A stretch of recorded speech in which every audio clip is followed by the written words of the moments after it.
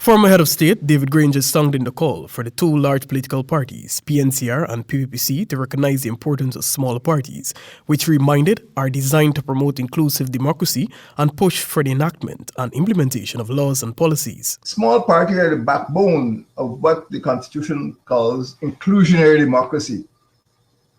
Small parties have the ability to force the big parties to adopt policies which favor their different constituencies all over the country. He was at the time speaking on his Facebook program, Public Interest, at the weekend.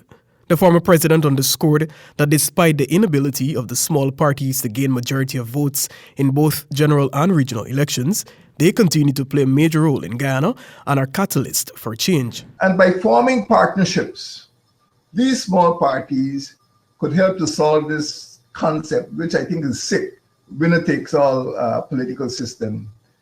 It's more than a concept. People do practice winner-takes-all, and it's time we got over that and started to practice some form of shared governance. Granger noted that since the small parties are not novelties, they can avoid a binary rivalry of large parties whose candidates win the majority of the parliamentary and regional seats.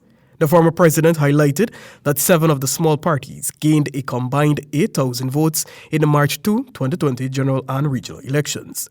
He posited that the perseverance and permanence of these parties for 7 decades indicate that they are a political phenomenon which should be encouraged to fulfill the constitutional objective of inclusive democracy. We see smaller parties coalescing with larger parties and actually forming executive governments.